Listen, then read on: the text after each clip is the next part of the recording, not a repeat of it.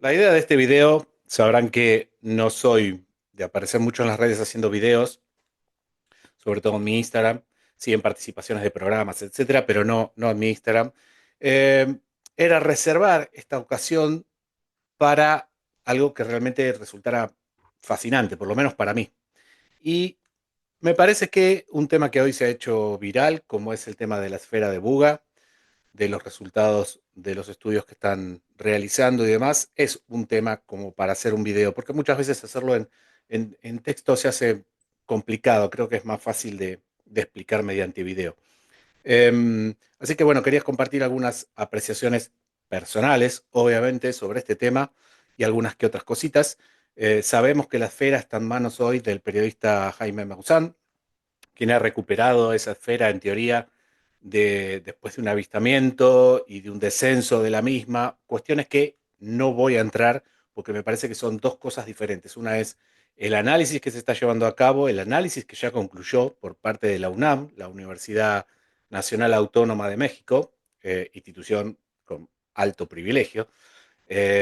Así que quiero enfocarme en eso y no en lo anterior. Si realmente quieren saber qué pasó antes, de dónde viene la esfera, cómo es que la avistaron, cuáles son los videos, etcétera, está todo en las redes y pueden realmente buscarlo muy sencillo. Así que nos vamos a focalizar en lo que es mi apreciación personal sobre el tema de los estudios realizados por la UNAM sobre la esfera de Buga y algunas que otras cositas, como ya les dije, que tienen más que ver con el tema de difusión, de marketing, de promoción, etcétera, etcétera, de lo que son las redes de Jaime Maussan, a quien respeto mucho. Hay muchas cosas con las que coincido y muchas cosas en las que no, y eso está bien. Por eso somos todos diferentes y pensamos de maneras diferentes, pero apuntamos todos para el mismo lado.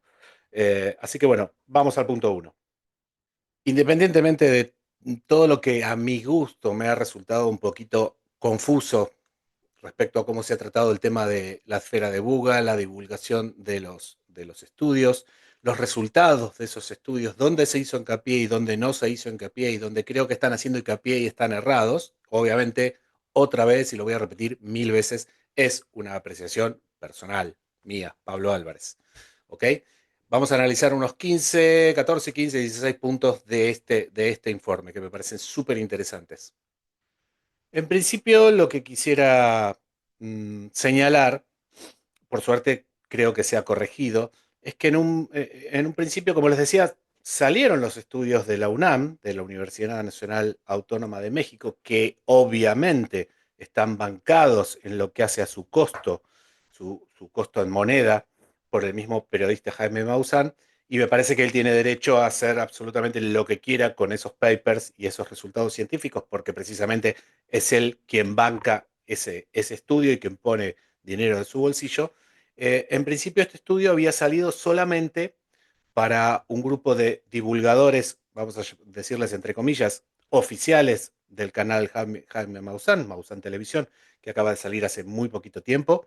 Eh, este estudio era solamente para mencionarlo en voz alta, en directos y en podcasts y en vivos de YouTube, etcétera, pero no se podían ver los papeles, no se podía ver el análisis, los resultados y las conclusiones, ¿sí? Había allí una cuestión legal que el propietario del mismo estudio ha decidido así hacerlo, así que estaba perfecto, pero me parecía un poquito contradictorio. ¿Por qué? Porque si estamos todos desde una posición en pos de saber la verdad acerca de este fenómeno, y él también dice estar en esta posición, me parecía una cosa ilógica que los documentos, los papeles no estuvieran a la vista de todos y para que cada uno pudiera analizarlos, seas científico o no seas científico, ¿sí? Para eso sirve publicar un paper científico, para que otro par lo tome y diga, bueno, sí, estoy de acuerdo con esto, no estoy de acuerdo con esto, lo haría de otra manera, etcétera, etcétera, o faltaría analizar tal cosa o tal otra. Entonces, eso me parecía un error. Por suerte, hoy es 7 del 6, hace poquito tiempo, poquitas horas, se ha publicado el informe, está en internet, se puede ver, tiene obviamente sello de agua y demás, y tiene la leyenda legal de prohibida su reproducción a menos que sea con autorización. Autorización que, dicho sea de paso, ya he pedido para por lo menos, más allá de ver el documento online, en la web, tener la posibilidad de tenerlo en papel y estudiarlo más detenidamente, que me resulta mucho más sencillo que leerlo en la web, y hacer anotaciones y demás. Y después, si llega a ser necesario, hacemos un segundo video o una publicación. Pero es interesante tener esa autorización. Sin esa autorización, claramente no lo voy a hacer, porque sí lo requiere la ley en este caso. Así que bueno, entramos de lleno en lo que es los resultados, lo estudiado en la esfera de Buga, todo hecho por la Universidad Nacional Autónoma de México, que llevó a cabo todo este estudio y que ha publicado un informe que tiene solamente la escalofriante cantidad de más de 100 hojas, creo que son 102 o 103 hojas. Muy importante estudio. Uno de los puntos que estudia el análisis de la esfera de Buga es precisamente el tema de los campos electromagnéticos. ¿Por qué? Si bien el estudio de la Universidad de la UNAM no hace referencia a que esta esfera podría levitar, flotar, etcétera, sí hace mención a que el campo electromagnético de la esfera es cero. Así literalmente, es cero. ¿Por qué digo esto? Porque en un principio, cuando todavía no estaban estos estudios, se había especulado con que la misma podría tener en su interior alguna especie de material ferromagnético que debido a algún movimiento que realizara dentro de la esfera podría producir un campo electromagnético y este campo electromagnético podría, por ejemplo, posibilitar que la esfera levite, flote, vuele, como se ve en los videos. Que videos que, repito, no sé si tienen relación exacta con esta esfera de Buga, porque lo que se ve en los videos es una esfera, nada más, y no se ven detalles que puedan ser relacionados con esta esfera en particular. Pero ellos afirman que esta esfera de Buga que tienen en los laboratorios y que están analizando sería la misma de los videos. ¿Sí? Ese es un punto importante. No tiene campo electromagnético, el campo electromagnético es cero y no tiene nada móvil adentro, ni tiene material ferromagnético. ¿Ok? Así que pasamos a otro punto. Se especuló mucho acerca de la posibilidad de que esta esfera de Buga, hubiera estado realizada en algún tipo de material extraño, no proveniente de la Tierra, o no conocido por lo menos en la Tierra. Finalmente se hicieron los análisis. Este análisis de la UNAM incluye el análisis del material con que fue fabricada, producida esta esfera, y no es más que una aleación de aluminio, una aleación de aluminio que es muy común de ser utilizada en la Tierra, en nuestro planeta, en diferentes industrias, desde la industria aeronaval, aeroespacial y hasta automotriz. Y es una aleación que precisamente lo que permite es una gran dureza, con lo cual sería factible la posibilidad de contener algún tipo de líquido bajo presión, cuando es utilizada aquí en la Tierra, me refiero, ¿no? Hay algunas fotografías que hacen referencia a una esfera muy parecida a la esfera de Buga, que no es más que un tanque de combustible de cohete, y esto es precisamente construido en ese material, en esa aleación de aluminio muy resistente. ¿Por qué? Porque necesita contener un elemento, en este caso un líquido, bajo presión. ¿Ok? Así que ese es un punto importante. El material con que está construido la esfera de Buga es una aleación de aluminio y está presente en varias industrias de hechura humana. ¿Ok? Pasamos a otro punto importante también. Otro punto importante, porque también se había especulado si esta esfera de Buga estaba construida en una sola pieza, es que los estudios de la UNAM demuestran que en realidad esta esfera de Buga está compuesta por tres piezas. Lo que llaman una mitad superior, que llaman hemisferio norte, una mitad superior de esa esfera, que llaman hemisferio sur, y un cinturón a lo largo de lo que sería todo el Ecuador, al que llaman cinturón de Ecuador o Ecuador. ¿Sí? Son tres materiales distintos, tres piezas distintas, tres aleaciones distintas, pero muy, muy parecidas. La diferencia es prácticamente mínima, pero sigue siendo las tres partes construidas en una aleación de aluminio presente en un montón de industrias de esta tierra. Lo que es importante también es recalcar que no encuentran en principio ninguna soldadura convencional para unir esas tres piezas. Y dice textualmente, no hay evidencia de una soldadura convencional, lo cual no quiere decir, como muchas veces los divulgadores toman esto entre comillas, y aprovechan esta cuestión de no tiene o no se ve una soldadura. Lo que no se ve es una soldadura convencional, lo cual no quiere decir que no exista una soldadura que no sea tan convencional de uso, pero que realmente existe y sirva para unir esos tres elementos. Pero a simple vista no existe una soldadura convencional.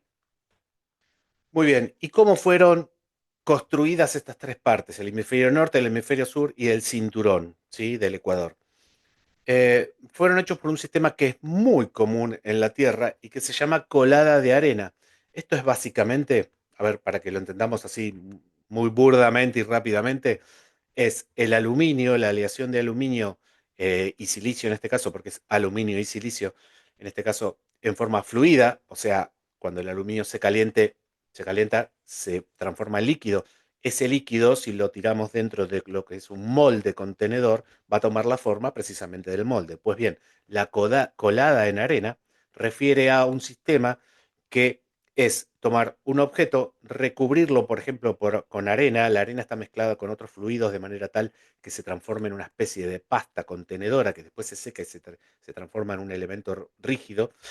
Eso toma la forma del objeto, en este caso una esfera o media esfera para el hemisferio norte y el hemisferio sur, y allí se vuelcan por unos agujeritos que se hacen para precisamente volcar el líquido, que sería la aleación en forma fluida, en forma de líquido. Se vuelca el fluido, se deja enfriar, se saca, se retira todo el molde de arena exterior y lo que nos queda dentro es precisamente un elemento de metal, en este caso de aluminio, con la forma que tenía ese molde. En este caso, media esfera para la parte norte, media esfera para la parte sur y el cinturón del Ecuador. O sea que el sistema con el cual está fabricada esta esfera no es más que un sistema de colado de arena que si buscan en internet pueden encontrar un montón de cosas que se realizan con colada de arena. Es un método antiquísimo, muy común, muy barato y permite esto, tener en un elemento de metal una forma predefinida en un molde de arena, que es básicamente arena a presión sobre un objeto para tomar su forma y para después ser reemplazado por este fluido líquido, en este caso aluminio y silicio. Así que ya tenemos varios puntos que señalan que esto de afuera en principio no tenemos pruebas para decir no es terrestre. A ver, tiene una aleación de aluminio y silicio presente en la Tierra, está utilizada en un montón de industrias de hechura humana, aeronaval, aeroespacial y automotriz, entre otras cosas, y además está hecha con un sistema de producción como es la colada de la arena, que es antiquísima. Así que en principio nos quedamos con esto. No tenemos un indicio de que esto venga de afuera. Esto más bien viene señalando que es evidentemente una hechura humana. El tema será determinar para qué fue hecho esto, pero bueno, sobre eso vamos a charlar sobre el final porque hay algunas cuestiones que me parece que estaría bueno señalar. Así que avanzamos en otro punto.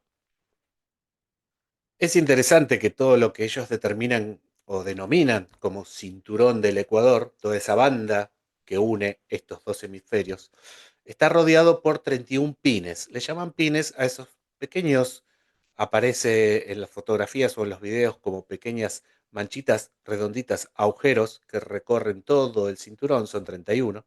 Ellos le llaman pines. Y al momento de investigar estos pines, encuentran lo que ellos consideran que son indicios de allí en esos pequeños pines haber indicios de material con lo cual se podría fabricar una fibra óptica. Es decir, dentro de esos pines hay un montón de pequeños puntitos que dicen coincidirían con lo que es una fibra óptica. Esto es el elemento que lo hace a la esfera de Buga un poco más atractiva, porque hasta ahora veíamos que todo era una cuestión casi terrenal, pero la presencia de fibra óptica en esta esfera sí es interesante porque allí sí entonces tendríamos que determinar qué es realmente esto, para qué se construyó, quién lo construyó, si esto es una broma o es otra cosa.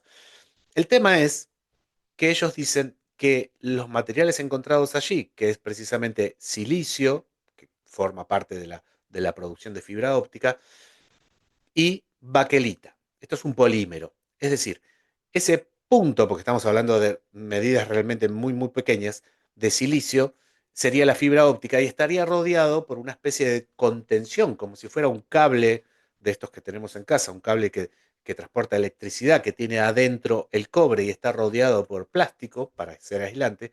En este caso es silicio en el centro y el material de alrededor es baquelita. Y allí es donde ellos dicen, y yo creo que allí es donde los divulgadores toman esto demasiado a la ligera, dicen, estos elementos serían coincidentes con los fabricados, con la fabricación de fibra óptica, baquelita y silicio. Ahora bien, lo que me parece importante es tomar las palabras que están puestas por la gente que trabajó en la UNAM, que dice, esto sería coincidente o sería que podríamos inferir que esto es fibra óptica porque contiene materiales con los que se fabrica la fibra óptica.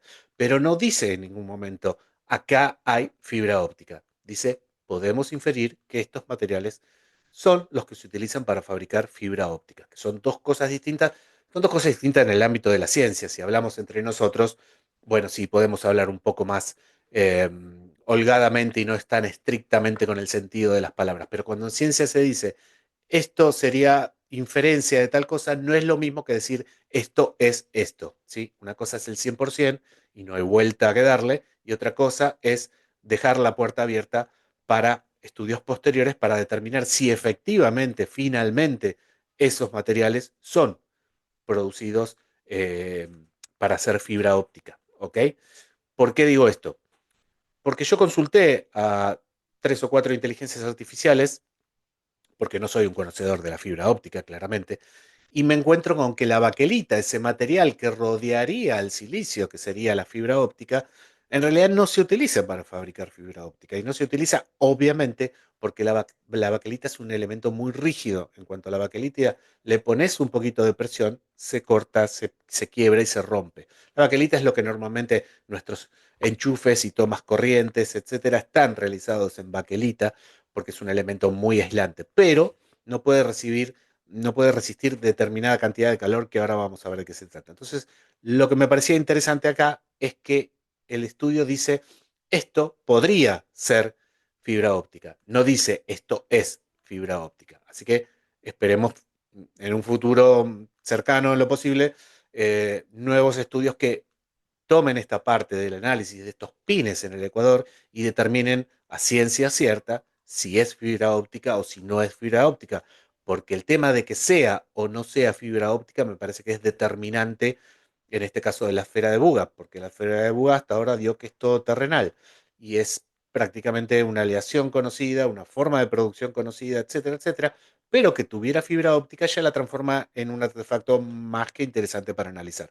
Pero hay que determinar si eso es 100% fibra óptica o no. Y en principio, según investigué por allí, la baquelita no formaría parte de la producción de fibra óptica. Así que también habría que determinar por qué está la baquelita allí, si eso es fibra óptica, o por qué está la baquelita allí y el silicio cuando eso no es fibra óptica. ¿Ok? Me parecen puntos interesantes a determinar siempre dentro de lo que son los parámetros de la ciencia. ¿Sí? La ciencia dice esto es así, o esto hay posibilidad de que sea así, o esto no es así. Esa es la gracia de la ciencia. Lamentablemente, quienes investigamos el fenómeno siempre a veces nos quejamos un poquito de que la ciencia no tiene todas las herramientas para determinar las cosas, pero bueno, es lo que tenemos, es nuestra única herramienta para analizar las cosas y nos tenemos que adecuar a ella, ¿sí? Y a su terminología y a lo que realmente quiere decir o deja la puerta abierta. Se realizaron también estudios acerca de cuánta temperatura podría soportar esta esfera de Buga. Y miren qué interesante dato. ¿Y por qué? Porque esto viene del punto anterior. La esfera sería capaz de soportar no más de 70 grados centígrados. Y uno podría decir, bueno, es bastante poco si se supone que es una esfera que anda volando por el espacio y demás, y a grandes velocidades y soportando grandes temperaturas. ¿Por qué solamente 70 grados? Que es relativamente poco. Bueno, precisamente porque a más de 70 grados, esa baquelita presente en los pines del cinturón del Ecuador se derritirían, básicamente se derritirían, o sea, no soportarían más de 70 grados. Es decir, que mm, a mí me da como para pensar que la presencia de esa baquelita allí es un elemento más para seguir afirmando que la esfera de Buga es bastante terrenal, ¿sí? Porque un elemento que puede andar volando, vaya uno a saber por dónde, solamente soporte 70 grados, no tiene sentido. No sería útil, no resistiría y no cumpliría su objetivo, que no sabemos cuál es, pero no cumpliría su objetivo. Así que me parece un ítem más para tener en cuenta y para afirmar, ya sabe que lo vengo afirmando hace rato, que todo a mí me indica que esto es terrenal. Lo cual no quiere decir que esto no sea un misterio y que haya que investigar quién la fabricó, por qué la fabricó, para qué, etcétera, etcétera, etcétera. Todos los etcétera que quieran. Pero eso me parece que es un punto más que apunta a decir esto está hecho por manos humanas. ¿Quién es? No sé. Pero bueno, lo veremos seguramente más adelante. ¿Recuerdan que sobre la esfera, si la colocamos con ese famoso, le llaman chip, ese dibujo que parece un chip, lo colocamos hacia arriba, en ese hemisferio norte, tenemos el grabado de unas medialunas. Creo que son 5 medialunas. Ahora bien, se analizó el material que está contenido dentro de ese grabado, entre comillas, y se determinó que el mismo es muy parecido al resto de los elementos presentes en la esfera, que era aluminio y silicio, pero en este caso tienen una parte de un porcentaje de silicio mayor, elevado. ¿Y por qué es esto? Porque se determinó que esas medialunas fueron talladas con un sistema que se llama granallado de carbono de silicio. ¿Esto qué es? Básicamente, para que lo entiendan, es simplemente, a ver, ¿vieron cuando nos graban la patente del auto en los vidrios del automóvil? Bueno, ese grabado se hace con arena a presión, ¿sí? Es simplemente arena que a presión talla el vidrio. Esto es básicamente lo mismo, granallado de carburo de silicio.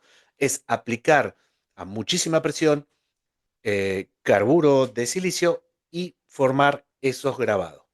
Entonces, ¿qué sucede? Como se ha hecho con carburo de silicio, el silicio se incrusta en el material que es aluminio y entonces allí encontramos una mayor cantidad de porcentaje de silicio. Por eso tiene mayor porcentaje de silicio y el mismo y un poco menos de aluminio. Pero es simplemente por eso. Es decir, estas medialunas fueron también talladas, granulladas, si se quiere, por un método que es tradicional en la Tierra y de muchísimos usos. Otra vez es un uso que se encuentra en la industria automotriz, sobre todo, en la industria aeronaval, etcétera, y sirve precisamente para dejar marcas sobre materiales metálicos. ¿Sí? Es básicamente arena a presión, silicio a presión. Ahora bien, hicieron el análisis del material presente en el grabado de las medialunas. También lo hicieron sobre las líneas, los surcos en este caso, que están cercanos a lo que se conoce como el chip. ¿Y qué encontraron allí? Y aquí es donde me parece que los divulgadores están errados en tomar este tema de la siguiente manera. ¿Qué sucede?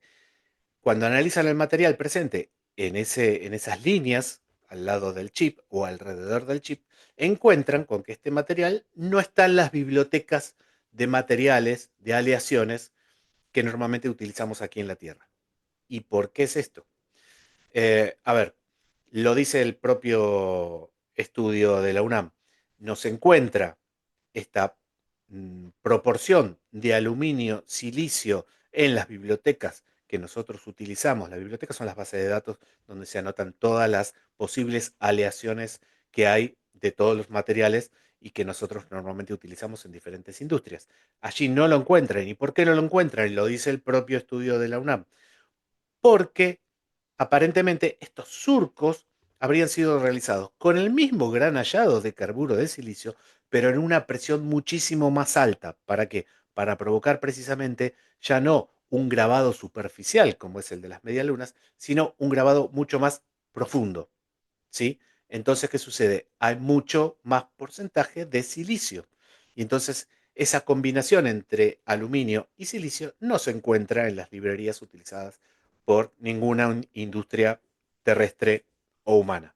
Pero es precisamente por eso, porque se utilizó una desmedida, si se quiere, presión de carburo de silicio para provocar que esos surcos sean mucho más profundos sobre la superficie de la esfera.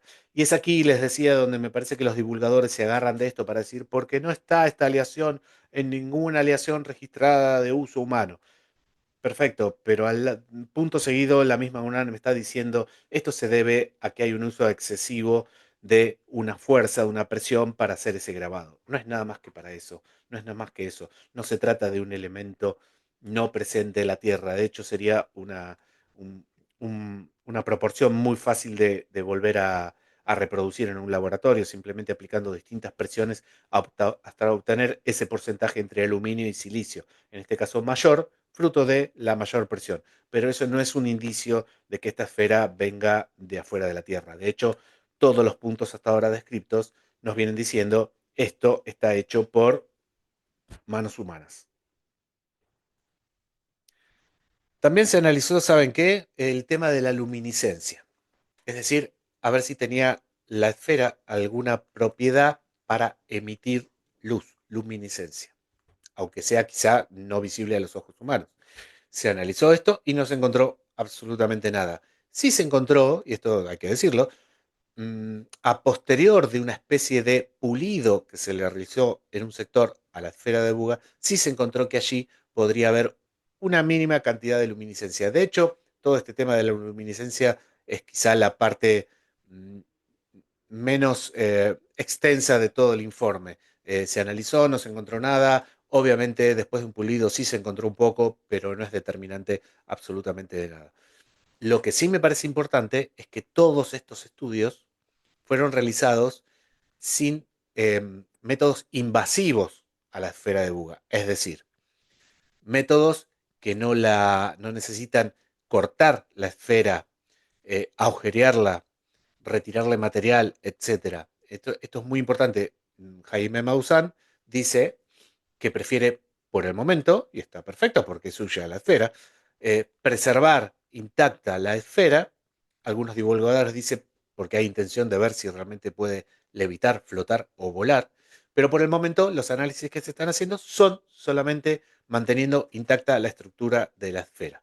Así que hay un montón de cosas más que podríamos realizar sobre la esfera, pero que hasta tanto no se tome la decisión de que sí, efectivamente, esa esfera se la va a someter a métodos invasivos, porque sería muy sencillo agarrarla con una sierra, es de aluminio, agarrarla con una sierra, cortarla al medio y acceder a su centro a ver realmente si lo que eran fibras ópticas son fibras ópticas, si lo que hay en el interior es lo mismo que hay afuera, sigue siendo aluminio y silicio o no, etcétera. Pero por el momento se opta por no hacer una invasión del interior de la esfera ni retirarle material.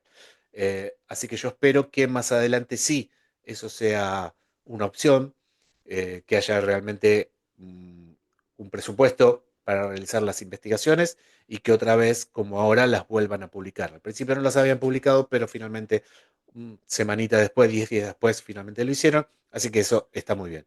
Ahora bien, dentro de, y esto es como una consideración final, dentro de lo que es todo el estudio que la UNAM hizo sobre la esfera de Buga, no se hace referencia a muchas cosas que se dijeron al principio y que me parece que estas son las cuestiones que ensucian un poco todo el trabajo serio que vienen realizando, no solamente ellos, sino otras personas también.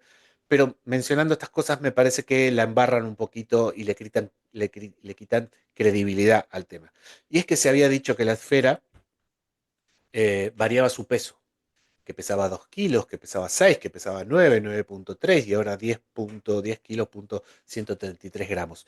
De eso no hay referencia. Mientras la UNAM estudió la esfera de Buga, no hubo absolutamente ninguna variación de peso. O sea, se habló mucho de eso, que era realmente un misterio, y finalmente el estudio no dice nada.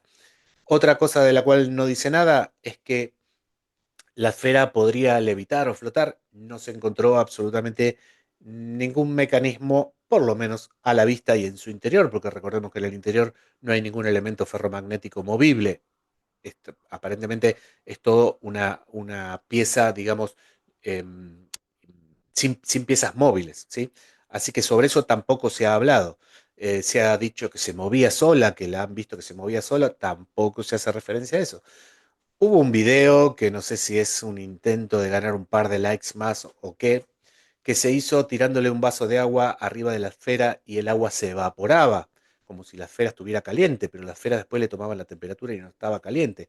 O sea, otra casi me animaría a decir tontería que se hizo para ganar un par de likes más y un par de suscriptores más y un par de visualizaciones más, pero que la UNAM tampoco dice nada al respecto. O sea, se hablaron de muchas cosas que me parece que fue embarrar la cancha, porque realmente la esfera era un artefacto interesante si realmente se le iba a someter a un análisis científico, como se hizo, pero todas esas cuestiones me parece que no hicieron más que sacarle un poquito de credibilidad. Después, sucede que somos los mismos, nosotros los que investigamos las cosas, nos quejamos de que la gente no nos cree o nos trata de chantas o de mentirosos o de loquitos, etcétera, etcétera, cuando nosotros mismos somos los que estamos difundiendo todas esas pavadas, porque fueron pavadas, que evidentemente no tenían ningún sustento científico y solamente lo que buscaban era un like más. Entonces, desde ese punto me parece que estuvo muy mal tratado todos los primeros días de divulgación de qué era lo que se tenía. Hubo demasiadas hipótesis que venía del espacio exterior y qué sé yo, y ahora aparentemente el discurso está pegando un giro y ya no sería un elemento del espacio exterior ni de alguna civilización súper avanzada que nos está visitando, sino que sería más bien una cuestión de nuestra Tierra, terrícola, un artefacto desconocido, y entonces se está tratando de investigar de qué se trata, para qué sirve, cuál sería el objetivo, etcétera, etcétera. Lo cual está bien, pero todo lo que se dijo antes no hizo más que embarrar la cancha y es una tontería. Embarrar la cancha sí cuando ya sabían que iban a someter a la esfera de Buga a un estudio científico y que nada de eso iba a ser comprobado. Esa es la parte que más no te voy a decir me enoja, porque tampoco me voy a hacer problema por esto, pero me parece que fue muy maltratado el tema y hubo mucho descreimiento. Así que vamos a esperar qué es lo que va a suceder de aquí en adelante. Vamos a esperar que haya nuevos estudios, esperemos que sí, esperemos que no mucho tiempo. Sé que salen un montón de dinero esos estudios, pero también sé que don Jaime Maussan está a cargo de un canal recientemente inaugurado, cuenta con mucho más presupuesto de lo que podemos contar cualquiera de los investigadores que hacemos todo a pulmón, y cuando me refiero a todo a pulmón, me refiero a todo a pulmón, y eso incluye la parte económica, tenga un resto de presupuesto como para hacer un análisis ya un poquito más intenso, si se quiere, más específico en ciertas cuestiones. Creo que es fundamental determinar si eso es fibra óptica o no. Yo si tuviera la esfera en mi mano, tuviera presupuesto, lo primero que hago ahora es, punto uno, determinar si eso efectivamente es fibra óptica o no es fibra óptica. Y en punto número dos, y yo sé que esta es la parte que a Jaime Maussan más le duele, es esa esfera hay que abrirla y ver realmente qué hay adentro. Así de sencillo. Así que nada, me pareció un lindo motivo para armar un video. No sé si va a quedar largo o no va a quedar largo. No suelo hacer videos porque son extremadamente cansadores en cuanto a la postproducción, porque ahora tengo que ir y tengo que cortar y tengo que ajustar el audio, etcétera, etcétera, etcétera, y es realmente un laburo terrible, que consume un tiempo terrible, tiempo que no tengo. Aunque tiempo será relativo, pero yo no lo tengo mucho. Así que nada, espero que les haya gustado el video. Vuelvo a repetir, es una apreciación personal. Y saben que todas las apreciaciones personales, las de ustedes y las mías, son subjetivas, ¿sí? Pero bueno, traté de hacer una apreciación personal basada en lo que había leído. Cuando en un estudio científico se dice esto podría, quiere decir que hay una posibilidad. No quiere decir 100%. Quiere decir hay una posibilidad. Podría llegar a ser. Y creo que este estudio tiene un montón de eso. Se infieren ciertas cosas, esto podría ser tal cosa, pero no hay todavía una determinación cierta. Así que creo que vamos a tener muchas más novedades de la esfera de Buga. Espero que se trate el tema lo más científicamente posible y que se divulgue lo que se encuentra de la manera más objetiva posible. No podemos seguir diciendo que esta esfera viene del espacio exterior, fabricada, producida por una super civilización que viene viajando 10.000 años luz por el espacio y llegó a nuestra Tierra, porque de allí no hay absolutamente nada de dónde agarrarse. La esfera está fabricada con materiales terrestres, con producción y metodología terrestre. No se sabe para qué, pero todo indica que es 100% terrenal, es 100% fabricado por la raza humana. Y eso es lo que en un principio dije cuando empecé a ver los datos técnicos de la esfera, y es allí donde me mantengo. Así que nada, eh, quien quiera hacer un comentario debajo del video, bienvenido. Siempre sirve absolutamente todos los comentarios cuando son de buena onda, porque a veces déjenme que les diga, a veces encuentro a cada uno haciendo unos comentarios que se nota que no han leído de nada, no se han tomado ni siquiera un cafecito adelante de la computadora mirando un video de 20 minutos por YouTube a ver de qué se trataba esto. Y opinan realmente sin saber absolutamente nada, simplemente por el hecho de creer. Y recordemos siempre, el creer no va con la ufología va el corroborar los datos, el analizar las cosas científicamente, es el tratar de obtener datos que puedan ser corroborados por nuestra ciencia. Eso es lo que vale, eso es el camino que hoy tiene la ufología, no es una cuestión de creer. ¿Sí? El creer lo podemos dejar para cuestiones espirituales y para cuestiones religiosas. Así que nada, espero que les haya gustado el video. Ahí se movió la cámara, miren, tic, tic, tic. Espero que la pasen bien y que les haya gustado este video. Muchas gracias.